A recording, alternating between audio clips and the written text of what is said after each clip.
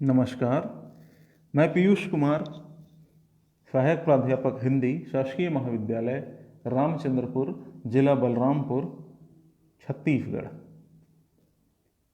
मैं आपके सम्मुख एमए अंतिम चतुर्थ सेमेस्टर का प्रथम प्रश्न पत्र भारतीय साहित्य के अंतर्गत हिंदी और बांग्ला उपन्यास एक तुलनात्मक अध्ययन शीर्षक लेकर प्रस्तुत हूँ।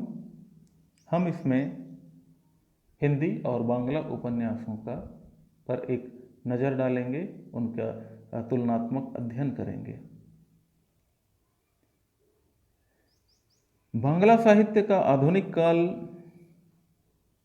19वीं शताब्दी जब शुरू हुई तब से आरंभ होता है, और वही चीज़ हिंदी में उसके लगभग 40 से 50 वर्षों के बाद शुरू होता है।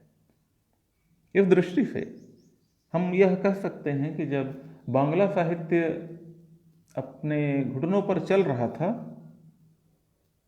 तो हिंदी उपन्यास उस समय जन्म ले रहा था। बांग्ला उपन्यास का प्रथम लक्षण 1840 के आसपास लिखित नवबाबू विलास में दिखता है। यह एक व्यंग्य रचना थी।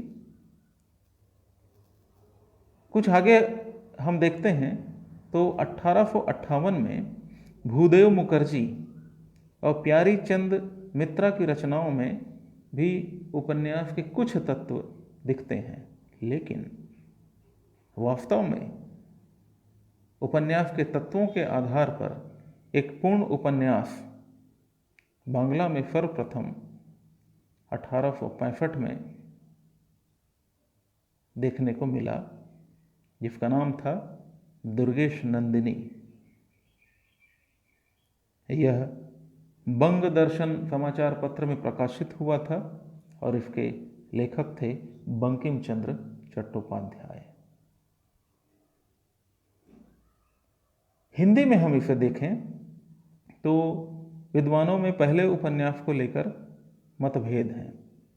कुछ लोग भाग्यवती को हिंदी का पहला उपन्यास मानते हैं, या कुछ लोग देवरानी जेठानी को भी प्रथम उपन्यास मानते हैं, लेकिन ज़्यादातर विद्वान लाला श्रीनिवास दास द्वारा रचित परीक्षा गुरु को हिंदी का पहला उपन्यास मानते हैं। हम भाग्यवती और देवरानी जेठानी और परीक्षा गुरु तीनों को जब हम देखते हैं तो पाते हैं कि हिंदी उपन्यासों में जो विषय थे वे तत्कालीन समाज का दर्पण बनकर उभरे थे। उसमें मूल रूप से समाज व परिवार में नारी की स्थिति, उसकी समस्या पर विचार किया जा रहा था। इसमें मानवीय अधिकारों को लेकर एक लहर उठ रही थी। बंगाल में भी स्त्री समस्या और स्थिति पर विचार किया गया, पर अगर दुर्गेश नंदिनी को हम देखते हैं तो इतिहास को आधार बनाकर उसमें प्रेम, बलिदान अर्थात एक रोमांस को, वो रोमानी तत्व को महत्व दे रहा था। स्त्री के ऊपर बांग्ला में जब शरत चंद्र आए तब उन्होंने स्त्री मूल्यों को, उसकी मानवीयता को, उसके भाव को वह स्थान दिया जो संपूर्ण भारतीय साहित्य में अद्भुत है। शरत चंद्र स्त्री के मन में गहरे उतरकर स्त्रीत्व को प्रतिष्ठित करना चाहते हैं। उन्होंने यही अपेक्षा अपने पाठकों से भी की है। यह हमें हिंदी उपन्यास भाग्यवती में दिखता है, जहां स्त्री की समस्या के पक्ष और विपक्ष में सामाजिक समस्या को रखा गया है और विचार करने का अवसर दिया गया है कि इस पर क्या बेहतर हो सकता है। आरंभिक उपन्यासों को बांग्ला और हिंदी के एक साथ रखने पर एक अंतर और पता चलता है कि हिंदी के उपन्यास सुधारवादी हैं, जबकि बंकिम के उपन्यास पुनरुत्थानवादी हैं। बंकिम ने विधवा स्त्री को पारिवारिक विघटन का कारण माना है अपने उपन्यासों में, जबकि हिंदी उपन्यासों में विधवाओं के प्रति संवेदना और समर्थन का भाव हमें दिखता है। बांग्ला उपन्यास में एक महत्वपूर्ण मोड़ रविंद्रनाथ के आने से शुरू होता है। टैगोर की सहानुभूतिपूर्ण मानवीय दृष्टि तत्कालीन समाज, मनुष्य और विशेष रूप से स्त्री पर केंद्रित है। यही काल था जब हिंदी में 1889 में बाबू देवकीनंदन खत्री लिखित चंद्रकांता के बाद जासूसी, तिलिस्मी उपन्यासों की भरमार हो गई थी। इसका एक पूर्ववर्ती उपन्यास हम मान सकते हैं 1885 में लिखित ठाकुर जगमोहन दास जी ने जिसे लिखा था श्यामा स्वप्न। यह हिंदी का प्रथम कल्पना प्रधान उपन्यास माना जाता है। कुल मिलाकर जब टैगोर का आविर्भाव हुआ उपन्यासों में, उस समय हिंदी में जासूसी, कल्पना और प्रेम यह तत्व विराजमान थे। यह एक पलायनवादी, वास्तविकता से भागने वाली बात थी, पलायनवादी भाव था। जबकि टैगोर स्त्री समस्या को देख रहे थे, जमींदारी प्रथा को देख रहे थे, हिंदू मुसलमान समस्या को देख रहे थे और अपने विचार व्यक्त कर रहे थे। लेकिन टैगोर मूल रूप से कवि थे। वे बंगाल के प्रतिनिधि उपन्यासकार नहीं माने जाते। उनकी जो काव्यगत विशेषताएं हैं, रहस्यवाद, सौंदर्यवाद, अध्यात्मवाद, यह उनके उपन्यासों पर साफ दिखता है। उनकी कुछ उपन्यासों के नाम हैं घर बाहिरे, नाव दुर्घटना, चौखेर बाली, गोरा। वास्तव में बांग्ला उपन्यासों का स्वर्ण युग शरत चंद्र के आने से आरंभ होता है। इसी समय हिंदी में प्रेमचंद और जैनेन्द्र अवतरित हुए। शरतचंद्र ने अपने उपन्यासों में, जैसा हम पूर्व में चर्चा कर चुके हैं, स्त्री समस्या, सामाजिक बुराइयों, ऊंच नीच का भेद और आर्थिक समस्याओं को प्रमुख रूप से उठाया है। हिंदी में भी प्रेमचंद और जैनेन्द्र ने इन्हीं समस्याओं पर अपना ध्यान केंद्रित किया है। सेवा सदन, प्रेमाश्रम, गोदान, रंगभूमि, इन उपन्यासों में प्रेमचंद ने किसान, मजदूर, इनकी दयनीय स्थिति और जमींदारी प्रथा के शोषण को व्यक्त किया। इधर जैनेन्द्र सुनीता, कल्याणी, त्यागपत्र आदि उपन्यासों में स्त्री मन की व्यथा लिख रहे थे। शरतचंद्र ने उधर पल्ली समाज में जमींदारों के शोषण से ग्रस्त ग्रामीण समाज का पथ के दावेदार में तत्कालीन राजनीतिक आंदोलनों का और श्रीमंत, चरित्रहीन, शेष प्रश्न जैसे उपन्यास में स्त्री मन को अभिव्यक्ति प्रदान की है। दोनों भाषा के रचनाकारों में संवेदना में समानता है, लेकिन उसको समस्या को समझने और जाहिर करने के दृष्टिकोण में फर्क है। जैसे सेवा सदन में प्रेमचंद वेश्याओं की समस्या का समाधान कुटीर उद्योगों आदि में ढूंढते हैं, और प्रेमाश्रम और प्रेमाश्रम उपन्यास में जमींदार का नाम है प्रेमनाथ, उसका हृदय परिवर्तन करते हैं वे यथार्थ के साथ साथ आदर्शवादी भी हैं, जबकि शरत चंद्र पाठकों को उस समस्या से गुजरने का अवसर देते हैं। यही प्रवृत्ति ज्ञानेंद्र में भी दिखाई देती है। वे भी स्त्री की गरिमा से संपन्न कर समाज के सामने प्रश्न के रूप में प्रस्तुत करते हैं कि स्त्री का भावनात्मक और बौद्धिक दमन समाज के लिए कितना घातक है। शरत चंद्र के बाद बांग्ला उपन्यास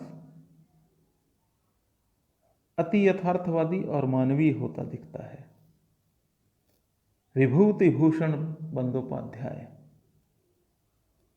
और पाथेर पांचाली और अपराजिता उपन्यासों में विभूति भूषण ने अपने समय में समाज में वंचित वर्ग की तिरस्कृत स्थिति का चित्रण किया। हिंदी उपन्यास भी अपने समय की समस्याओं से जूझ रहा था। रेणु, अमृतलाल नागर, भगवती चरण वर्मा, उपेंद्रनाथ अश्क, ये सभी अपने अपने स्तर पर समाज की समस्याओं को लिख रहे थे। इस समय के हिंदी उपन्यासों में समाज की समस्याओं के चित्रण के साथ साथ एक दर्शन और जागरूकता के आवाहन का भी लक्षण हमें दिखाई देता है। ठीक यही प्रवृत्ति बंगाल के उपन्यासों में भी हमें दिखाई देती है। पर एक शिल्प में एक फर्क है। बांग्ला उपन्यास में विचार और भाव संतुलित चलते हैं। वे समाज की विभीषिका को प्रस्तुत करने के साथ साथ संवेदना को भी छूते चलते हैं, जबकि हिंदी उपन्यासों में संवेदना और विचार का संतुलन कम दिखाई पड़ता है। बांग्ला उपन्यासकारों में एक नाम है विमल मित्र। यह भी अत्यंत लोकप्रिय उपन्यासकार हैं। साहब, बीबी और गुलाम, यह उपन्यास अपने समय का महाकाव्य माना गया है। बांग्ला में जैसा कि दुर्गेश नंदिनी से ही हम देखते हैं कि उपन्यासों में ऐतिहासिकता का आविर्भाव हो चुका था, पर हिंदी में ऐतिहासिकता का आविर्भाव बहुत बाद में हुआ। यहाँ एक बड़ा नाम हम हिंदी में देखते हैं, वृंदावन लाल वर्मा। उन्होंने मृगनयनी, अहिल्याबाई, लक्ष्मीबाई आदि ऐतिहासिक उपन्यासों की रचना की है। हिंदी और बांग्ला में एक समानता हमें दिखाई देती है, लेखिकाओं का आना। स्त्री समस्याओं से पुरुष जूझ रहे थे। स्त्री की समस्याओं को, उसके मन को पुरुष समझ रहे थे, लेकिन इस काल में स्त्री ने ही स्त्री के मन को टटोलने का कार्य स्वयं किया। बांग्ला में आशापूर्णा देवी, जिनकी रचना प्रसिद्ध रचना है प्रथम प्रतिश्रुति, इसमें स्त्री चेतना और उसके अधिकारों की मांग को हम देख सकते हैं। और इसी समय हिंदी में हम देखते हैं मन्नू भंडारी, कृष्णा सोबती, उषा प्रियंवदा को। उषा प्रियंवदा की लगभग सारी कहानियों में, माफ कीजिए, सारे उपन्यासों में प्रवासी शिक्षित महिला और उसकी समस्या का चित्रण हम अधिक देख पाते हैं। बंगाल में जागरण, बहुस्तरीय जागरण बहुत पहले हो चुका था। उसका प्रभाव हम वहाँ के समाज, वैचारिकी और साहित्य में देख पाते हैं। बंगाल चूंकि क्रांतिकारियों का क्षेत्र रहा है, तो यहाँ पर महाश्वेता देवी जैसी लेखिका अवतरित होती हैं,